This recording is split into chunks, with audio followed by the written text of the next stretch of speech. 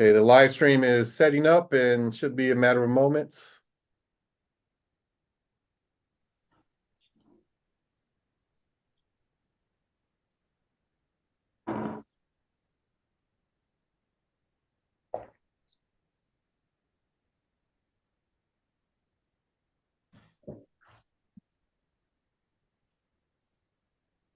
Okay, Miss Gonzalez, we are ready to call the meeting to order when you're ready.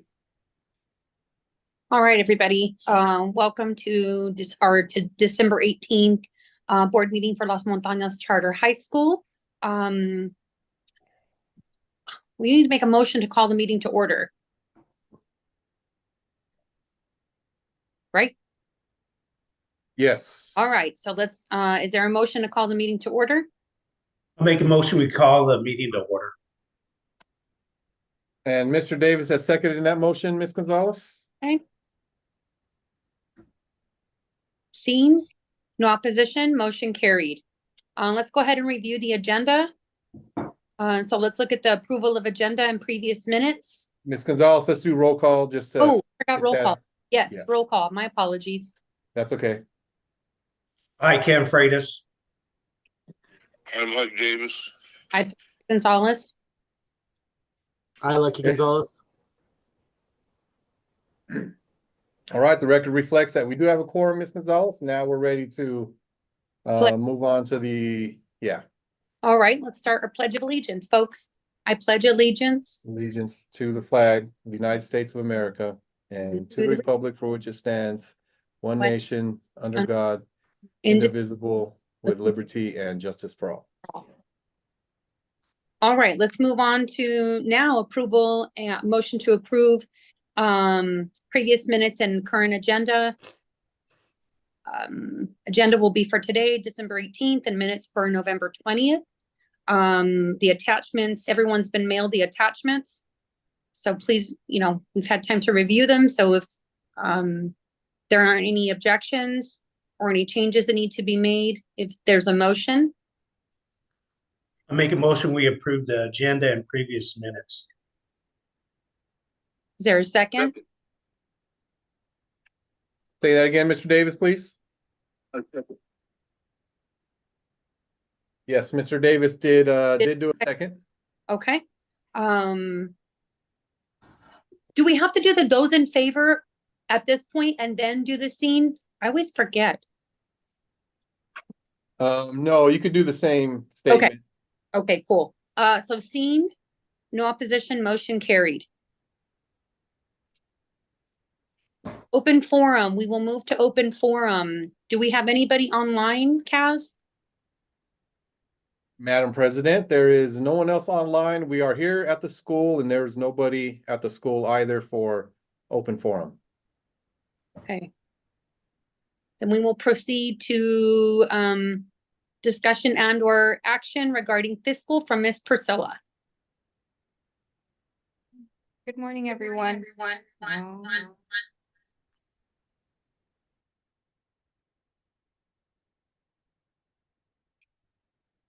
I'm just pulling up the budget report that I had sent everyone along with the meeting reports for the month.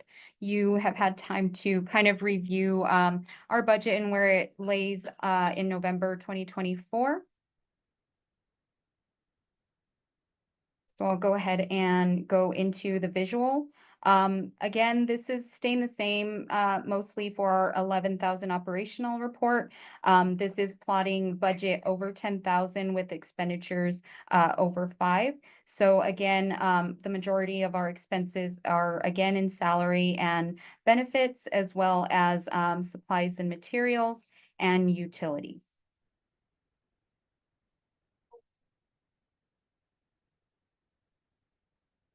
The next visual are our reimbursable funds, and you'll see that these have been updated. Our ESSER and Perkins redistribution have both been spent down and are expired, but you'll see all of our other funds are getting near that allocated award amount tick mark as we progress through the year and kind of reach our halfway point in November 2024.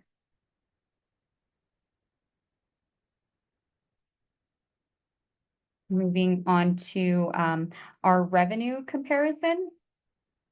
We're seeing October 2023 and October 24 on this chart. You'll see that we do have a few more of those reimbursable funds this October compared to last year. And I do attribute that to just getting those RFRs in more timely and PED turning those around and actually reimbursing us for those a lot quicker. So moving on from the visual into the actual data for revenue. We are seeing a lot of, like I said, RFR funds being reimbursed, our Ed Rising CTSO donations and fundraiser deposits, and just pretty typical of what we're used to seeing this year in terms of revenue as far as RFRs, our monthly SEG, and any other activity fund deposits. And then to our right here, these are the RFRs we have pending. I am looking to have everything current up until December 16th submitted to PED by tomorrow so that we can hopefully get those reimbursements in by the time we return in January and get a little bit of this $139,000 into our actual revenue received.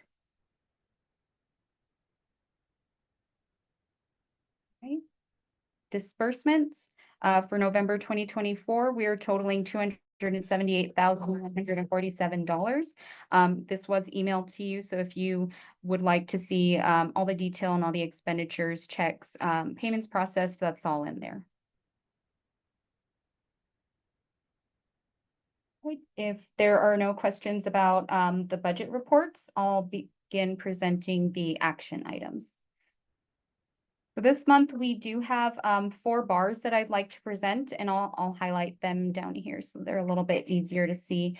They are in 2 funds, 27502 Next Gen and 27552 Innovation Zones. We are looking to clean up some of our budget line items. So we had initially planned in our Next Gen to have a 0.5 FTE come on to be kind of like a instructional support for our residential and media pathways. That was proven to be a little more difficult than we thought. So we have moved this budget that was allocated for salary and benefits into contract services so that we are able to potentially contract with someone in the community, a business to come in and provide that instructional support for our CTE pathways. So that's that first one for $30,000. The next one is a another Next Gen bar for $4,000, and this is to cover some PD expenses for our CTE teachers. And then the next one down is our Innovation Zones grant. That one's in the amount of $8,541. And these are just moving budget to cover our teacher PD travel expenses, such as registration, airfare, that kind of thing. So so that's what Innovations at $8,541 is, and the next one below it for $853. Does anyone have any questions on the fiscal reports or any of the action items? I do have a question, Priscilla and Kaz. So maybe, you know how we're going into this new model and, you know, with the innovation and different things, do you think it would be wise for us to, in addition to the accounting that we have, maybe we do separate line iteming for all of these new projects that we're endeavoring in, or we somehow have an indicator so that way, I know that based on our renewal, there was that, you know, financial oversight that we want to keep aware of. So keeping in tune with that caveat to the renewal, maybe we need to do all these new innovations or the different things that we're doing, line iteming them, those things separately, in addition to our budget, right? Like, I don't want to take it away from the budget, but do we have a way to decipher these costs based on this, new model that we're going to. So that way we can make sure that we're being fiscally responsible, but we're able to easily pull that data of what is this new model going to cost us long term. So the way that our accounting software will decipher is by fund number. Along with that, our New Mexico account code string is quite long. It's not just the 5-digit fund number. And those categories are pretty much separated by PED.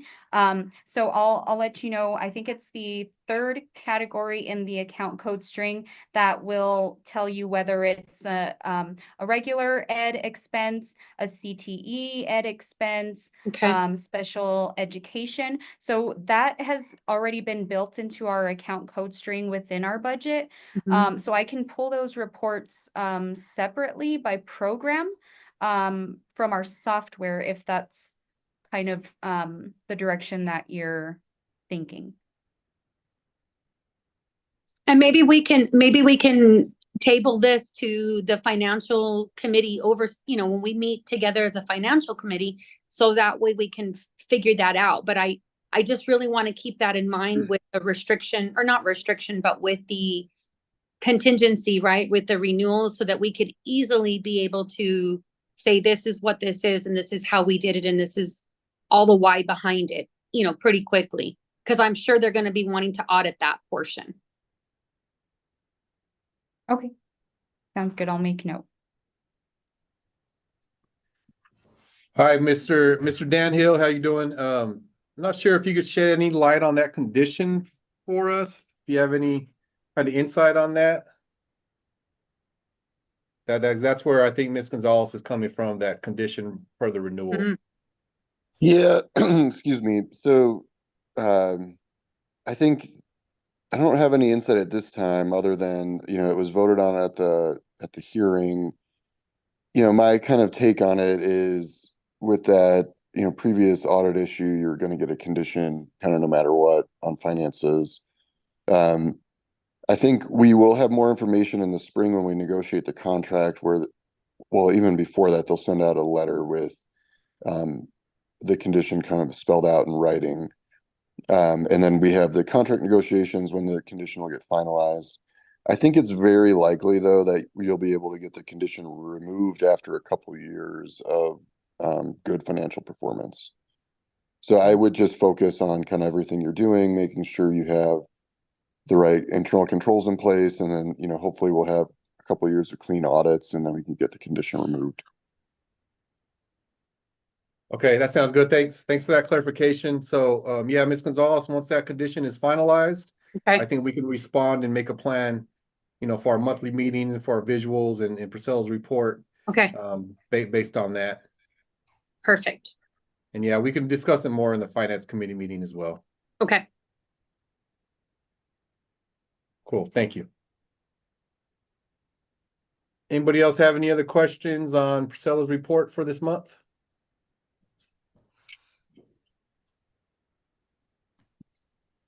Some of that travel included in that? No, next month. There's been quite a bit of travel from our staff going to even out of state travel. They just got back from San Antonio, so you'll see some of those expenses reflected in next month's report. So I just want to give you a heads up that you might see a little more in that area, but it's because they're going to specifically based on our new innovation zones and vision and CTE and work-based learning things that are happening. We do need a lot of development in those areas. So you'll see some of that coming up in the next few reports.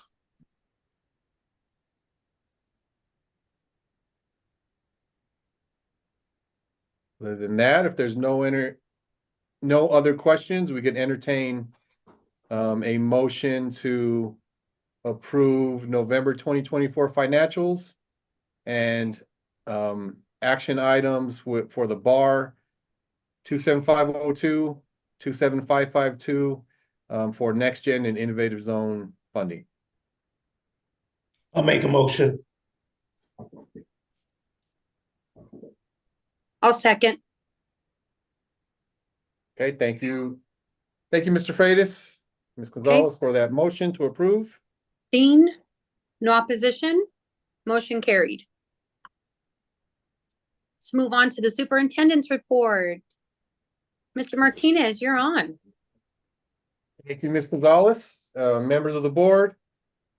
We do have an action item that's going to be at the end of my report, so just to make you aware of that. But as always, we'll start with enrollments.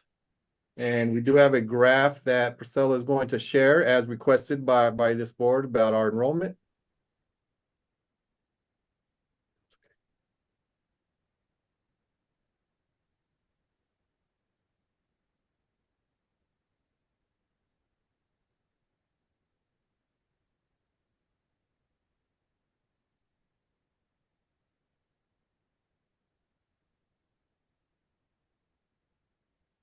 So we're currently at 213 students in our enrollment. You'll see a breakdown here. Right there. So you can see the number of ninth graders, male and female there, by grade level. So 10th graders, 11th graders, 12th graders, you can see that we're, a little more heavy in the 9th and 10th grade levels. That's primarily because, the students are behind in grade level when we get them. So, a student, for example, that's an H3 that should be a junior, but comes to us with freshman credits, is still categorized as a freshman. So we have a job of not only trying to, educate them and keep them on track, but catch them up with, some credit recovery programs. Trying to really get them to school. If they come to school on a regular basis and have good attendance, and we're very successful in getting that credit recovery over time. When they don't, if they have issues with attendance or discipline or any other issues that they had in previous schools and it continues with us, then they're kind of stuck in that grade level that they come to us in. We can only do so much with those situations, but we do have interventions in place. We have our multi-layered systems of support in place. Amy is constantly making phone calls and communicating with the students, their parents or guardians, social services that we have to offer. They get referred out. So, we're doing the best job we can, but that's why that you see more students in the 9th and 10th grade levels versus the 11th and 12th. And you can see that's pretty balanced right there with 41 students in the 11th and 12th grade. So again, we have 213 currently. We have several that have been inquiring last week and this week. So we actually have 17 students that are not showing up on this graph or in our system yet, because we're wrapping up the semester this week and they're going to start fresh with us in the new semester in January. So we have 17 more in the queue. We're probably going to lose a handful of those, but we anticipate starting the new semester with at least 220, if not up to 225 students, beginning in January. 120th day is in February. So our basically average of 40 and 81, 40 day and 80 days so far that happened in October and again in December was over 200 students. I believe 208 was that number as far as that average. So again, we are above our projection and it's continuing to rise. And we have not, did any formal or have done any formal recruitment or ad campaigns that cost any money, anything like that. It's literally just based off, community referrals, word of mouth, and, positive reputation that we're building in our community.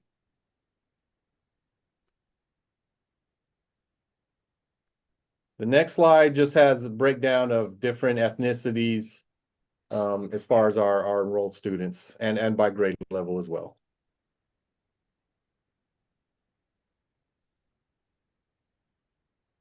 All right, does anybody have any questions on enrollment? Nope, that looks Hey. really good. And we'll have this updated every month. You know, month to month, it won't change too much. Again, we have seen increases, steady increases throughout the month, but the actual demographics, grade levels, ethnicities, you know, won't change a lot. Okay, we'll go ahead and move on to the next item, kind of clumping the whole innovative zone. And all of that encompasses into, you know, one update that is separated into different areas. So one is a graduate profile. That's one of the things we've been working on since last year. And in fact, it's ready to go. The only thing that we're waiting on is what we're going to get to at the end of this report. And the action item is a school name change, a logo change, different coloring, and all of that. So once that gets approved and finalized, hopefully by you all, we'll approve it today. And then the next step will be to get it approved by the PEC. And once that happens, then we'll be ready to roll out our graduate profile. As far as just general CTE, you know, we have our 6 pathways. I mentioned a little bit about our staff going on professional development. They just got back from San Antonio to a National Association of Career Technical Education conference. So our work-based learning coordinator, our CTE coordinator, and our CTE teachers attended that conference. Got a lot of good information, good development, good experience there. You know, good networking. Talked to a lot of vendors that possibly could help us out with some different services and different goods and things like that. We also are, you know, wrapping up our first 2 terms in project-based learning that's directly tied to a career pathway. That's wrapping up basically today and tomorrow with final projects being completed. You know, whatever that build was is being done. Can you put me one of those factors that's on the table, please? And I'm going to show you one of those, you know, a small build that they're working on. But basically, every pathway has been working on a project. Again, the construction students, the upper level ones are doing a home build with the New Mexico general contractors. So they're building a house. We have 15 students out there. The younger construction students that are newer to the pathway are doing smaller projects. They have all gotten their OSHA certification. You know, we have different projects in the business pathway, the educators pathway. A lot of those students are in J. Paul Taylor doing tutoring, getting hands-on experience with that.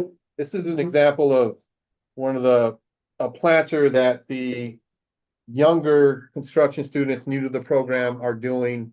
So they're taking these home today. They've been working on them for about a few weeks. So really nice. They all have different designs, and then the students cut, painted, you know, designed, measured, all of those things that go along with construction. And they're also earning some math credit, some ELA credit, because they're writing about their experience. They're reading, you know, they're reading on and doing research on different things. And the math teacher is working with them and all the measurements and the shapes and the different angles and all of that. So the algebra, geometry standards are being hit. So again, this is a new initiative for us. But it is in the implementation phase, and we're going to add another project block when we get back in January. So basically for 4 hours a day that the students are here, they're going to be working on a project that's going to take about 2.5 months to complete. We're going to do that twice next semester. So I'll make sure, you know, you all stay up to date on that implementation. Work-based learning, we're continuing to place students in work-based learning experiences, which include paid internships, non-paid internships, job shadowing, and just anything that they're out in the community working with industry partners and working at a site is included in work-based learning. There's a training this afternoon that we'll be involved in with NMPED on best practices regarding work-based learning. So again, we're constantly developing this initiative. And right now, total, we only have about 35 students placed. But come January, we have MOUs with different organizations And we're gonna be placing at least double that when January hits and move and keep progressing to a point where every single student will have a work-based learning experience. Eventually that's our goal and that's what we'll get to. I've already talked about staff development, training, and travel, kind of jumped the gun there. But I did mention that we're getting a lot of development. We're going to different conferences with different organizations.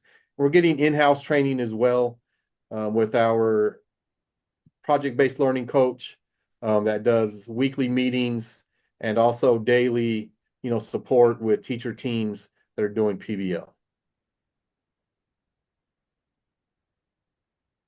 Any questions over item B so far? If anybody wants to see this, in action, then come by at any time and you'll be seeing students working on PBL related to their CT pathway and or content classes. Awesome. All right, the next item, I'm gonna probably ask Miss Sam Gonzalez to help me out with this one.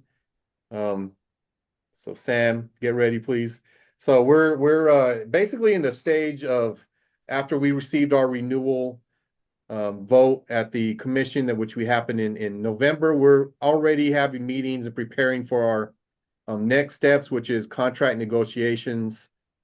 Sam, would you like to kind of go through what that process looks like? Sure, in terms of contract negotiations. Yes. So my understanding, and Dan might know more about this than me, is your school we are working on an option 3 performance framework. And so we need to have all of our contract documents in by, I believe it's January 20th.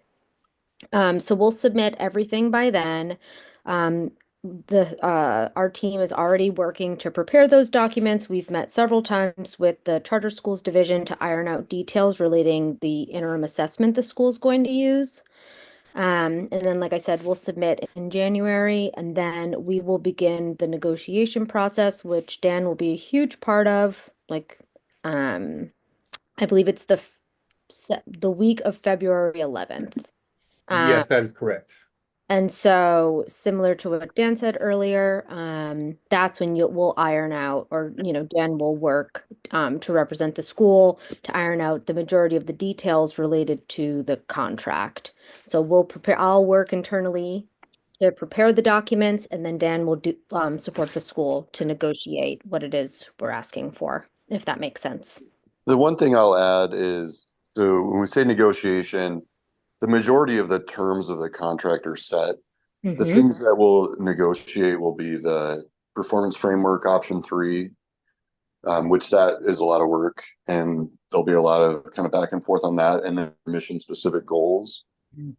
There also could be some kind of back and forth about the condition, but they're much more likely to just kind of prescribe what that is. Okay, thank you, Ms. Gonzalez, Mr. Hill, for that update. Madam President Gonzalez, we will probably need you that week. Yes. But you could definitely do it through Zoom. They didn't notify us. We'll be in Santa Fe, and you're welcome to go as well. But you can also join that process through Zoom. Okay. So we'll keep you up to date at the January's meeting. It'll be a little more progressed by that stage. And then again, like Miss Sam Gonzalez mentioned, the week of February 11th is, we don't have an exact date yet or day that week yet, but we'll be in Santa Fe. Hopefully finalizing this process, getting our 5-year contract ready, and move on from there. Perfect. Okay, the last item is an action item. It is a school name change. I've also asked another guest to come on, kind of explain this process as far as what we started basically last summer with a discovery session and what we have landed on at this point. So Lucky, if you don't mind hopping on and helping us out with that. Yeah, absolutely. So we've all been affiliated with Los Montanos for a while now, and we all have seen them progress and change and help students in the community and give them a lot of different advantages and opportunities that they have not ever had before. So we also thought that it may be a great idea for them to go through a rebranding process to kind of represent a little bit more clear what they're trying to do now. So we propose a name change. We did a lot of research on this name. We vetted hundreds of names. We did searching as far as names for other schools, not just in the state, but regionally as well. We vetted URL names so that way we can make sure that we get a proper name. So that way email addresses and trying to find them organically could be a little bit less cumbersome than their current name. So if Kaz, if you want to go ahead and go to the next slide, please. So without further ado, we have come up with the name Sendero, School of Academics and Career Preparation. Sendero for us was a great representation of Las Montanas, of what they're doing currently and what they hope to achieve. Sendero is Spanish for path or pathways. This is a way that they can represent not only the various pathways for students for potential careers, but also the pathways to community that they have been offering for local businesses, different companies that are going to be offering some of these pathways and are on the same page with them, and then just members of the community. So we felt that this would be a great name for them. It also kind of represents some of their underlying names as far as a pathway on a mountain. That's kind of been their current logo. Their mascot, the Rams, also works very well with Sendero. So we felt that it was a great opportunity to kind of pair these. But this was something that isn't taken in this area as far as the school goes. Something that we felt the students as well as the teachers and staff would be proud of. A little bit easier to kind of say, and then the emails and then website name will also be a much shorter and easier way to kind of reach them. So we did also work on. Go ahead. Let me interrupt real quick. We're not changing our mission, but we are internally going to. We don't need approval for this from the PEC, but we're changing our vision just to really communicate what our true vision is for our students and what we're trying to accomplish with them. So that's the new vision as well, that which aligns to the name, the logo, and everything else. Go ahead, Lucky. Yeah, so we have and we also are going to be working on some branding and some marketing that will align very well with kind of their pathways, the students, and as well as like kind of the community. So we also kind of have some curated words in there as well. So we first wanted to make sure that everybody knows that it's still a school. So in their long name, Sendero will be School of Academics. We also want people to know more or less that they are going to be there for not only education, but as well as potentially getting a skill set that can be used in a career. So then the second part of their name is going to be in career preparation. And we felt that the naming of Sendero Prep as a short would be a great opportunity for marketing for them. It's easy to say, it kind of rolls off the tongue really well. The domain was available for it. So we felt that it was a great opportunity to kind of have a more true representation of what they are currently doing and what they hope to achieve. So we had talked with the staff about kind of colors, what colors they felt strong about, what colors we could brand their school with. And we came out with some great colors that represent a really positive vibe for the students, as well as something that is a little bit unique to Las Cruces. We also feel that as they continue to develop their programs, we can kind of branch out and kind of open up the box on how they may see fit in the future. So these are really great colors that have some local feel to them, as well as just some great overall vibes. And we have a really nice, pleasing aesthetic that we also hope to integrate into the school at some point, to where whenever you do walk down the hallways, that it just feels very inviting, very positive, and very uplifting. We also have a new logo that we can brand them with, and that would be the Pathway on the Mountain, the Sendero S. So we'll have an emblem for them that they'll be able to wear on t-shirts and branded material, collateral for the students as well as the staff of Sendero. All right, so yeah, we did a discovery session with a leadership team to get this process started. And then Lucky and his team, came up with actually 4, and it kind of turned into like 6 different possibilities. We surveyed the whole school community, the students, the rest of the staff. And again, Lucky did a really fabulous job of kind of explaining why we landed on this name, on Sendero School of Academics and Career Preparation. And the school community, this is what voted. The vote concluded that the school community did want this name as well. So we feel, myself and the admin team, the leadership team, we feel that we, took our time with this, that we involved the entire school community, and we feel very, optimistic about this new name, the logo, the colors. There's a really deep meaning behind Sendero and our new vision and what we're trying to accomplish for our students. So, we're hoping this gets approved by you all today, and then we can move on to the next step and get it approved by the PEC as well.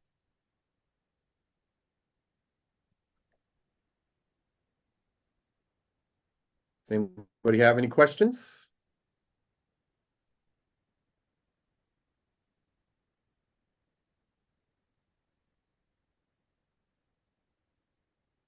I don't think there's I any. think I've talked to most of you individually about this already, so go ahead, Ms. Gonzalez, sorry. Do we need to are we going to make a motion today to vote on the name change, or is that going to be at a later time? Yes, that's today. Ah, nice. Okay. It looks great. Cool. Yeah, Mr. Davis did see it as well. Mr. Freitas, I think this is the first time you're seeing it, so yeah, we're ready for a motion whenever you all are.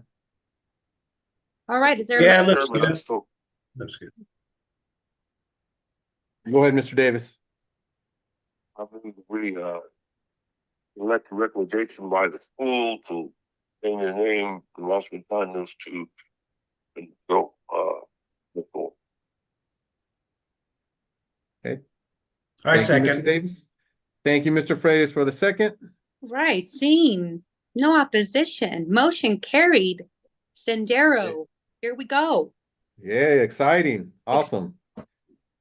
So we're going to hopefully get on the agenda for January, right, Sam? That's still a possibility Yes, I think so. with the PEC? Yeah. I think so. If you wouldn't mind, just as soon as these minutes are done for this meeting, if you wouldn't mind sending them to me, please, so I can include them in the packet. Okay, I'll get cool. it sent as soon as I can. All right, great. Thank So you. yeah, hopefully we'll get that on January, and then we'll get that approved by the PEC. And then we can officially, roll it out, let our school community know that it's official, let the community at large know that we are transitioning from Las Montañas to Sendero Prep, and have a big event, kind of grand opening event that we'll plan and inform you obviously about and invite you to, and have a celebration at that time. Awesome. Right. That is all I have. I think we are ready to make a motion for adjournment. Is there a motion to adjourn today's I'll meeting? make a Oh, motion. second. I'll make it. Right. All right. Mr. Davis did this second. Yes. All right. Seeing no opposition, motion carried. Everybody have a wonderful holiday, Christmas, New Year's, whatever holiday you celebrate. Everybody be safe. Thank you all for the good work that you do. And we are I can say, at least for me, I'm so proud of all the work that Las Montañas has been doing, the team, the teachers, the staff, and the students. And I can't wait for 2025. Thank you for all those sentiments, Madam President. We appreciate it. And yes, we hope you have a great holiday season as well, and everyone else. And yes, see you in 2025. Bye. Thanks. Thank you. Thank you all. Everyone. Bye, everyone. Happy holidays. You too. Bye bye.